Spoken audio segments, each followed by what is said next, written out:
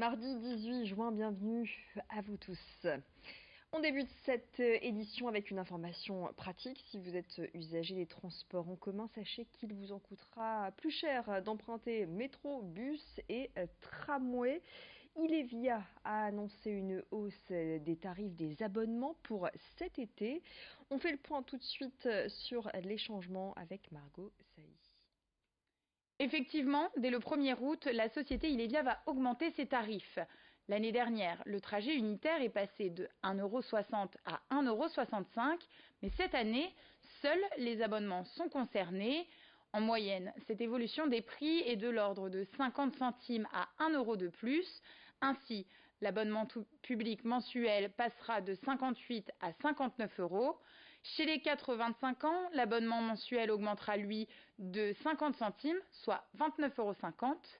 Ilevia justifie cette hausse des prix en réponse à l'inflation.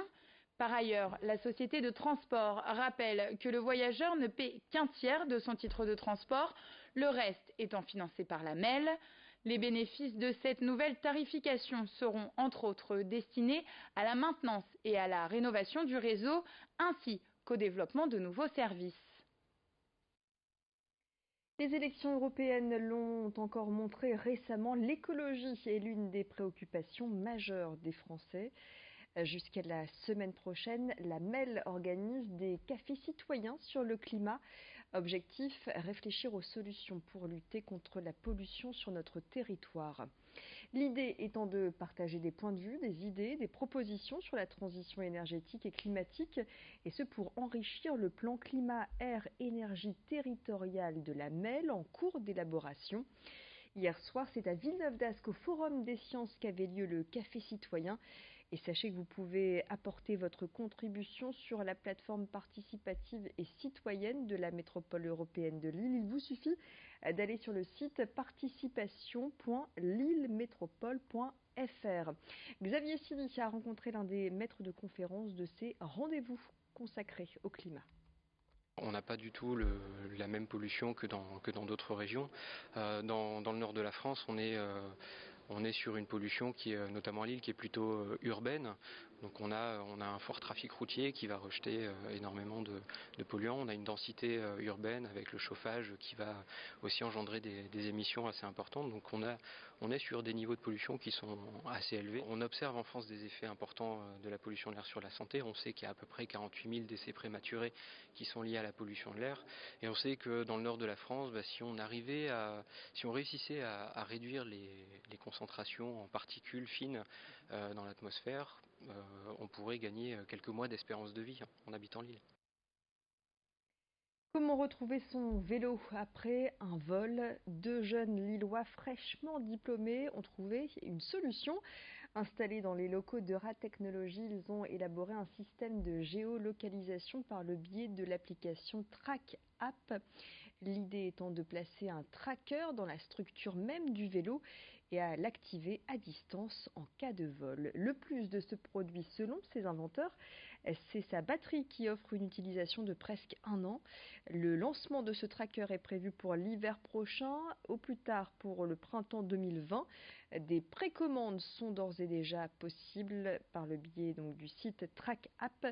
Explication recueillie par Rémi Desremaux. Si on se fait voler son vélo, il suffit d'aller sur l'application et de le déclarer volé. Cela génère un code. En donnant ce code à la police a accès à toutes les positions du vélo depuis le vol, et aussi ce qu'on appelle le passeport du vélo.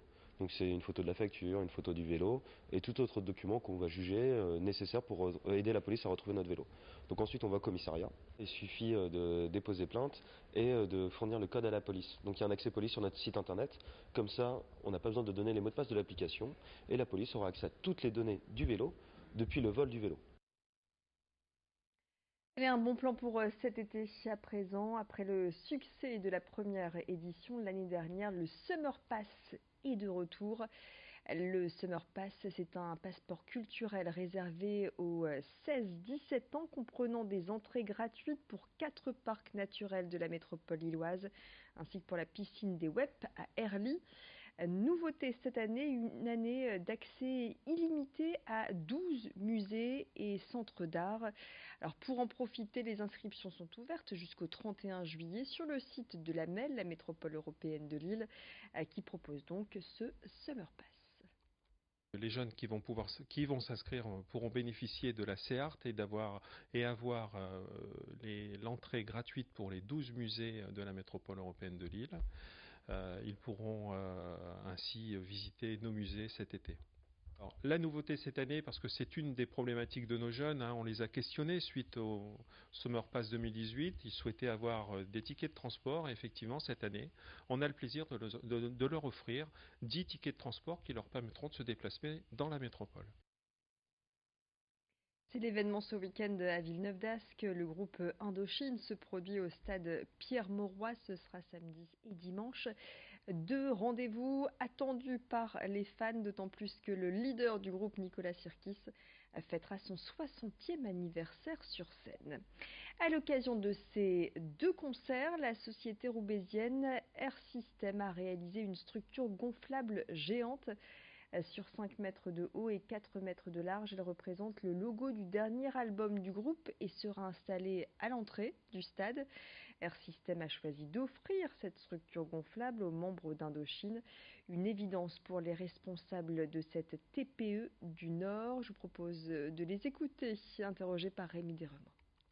C'était en fait quand on a su que le groupe Indochine venait jouer dans notre région, pour nous il était évident de par la passion de notre métier et de par la passion qu'on partage avec le groupe depuis pas mal d'années, pour nous il était évident de mettre une structure gonflable à l'occasion de cet événement unique. On a cette chance effectivement, nous d'être sur Roubaix, d'avoir ce savoir-faire et comme on l'a un peu expliqué, ça va être le cadeau du Nord, le cadeau d'Air System et le cadeau aussi de Roubaix et de notre région sur un événement qui va être totalement à part, avec une structure gonflable qui va être aussi totalement atypique et qui sera l'image de cet événement.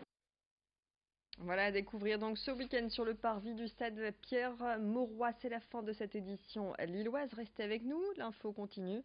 Vous retrouvez tout de suite les prévisions météo, le bulletin complet et puis dans le prochain quart d'heure, l'édition régionale. À tout de suite.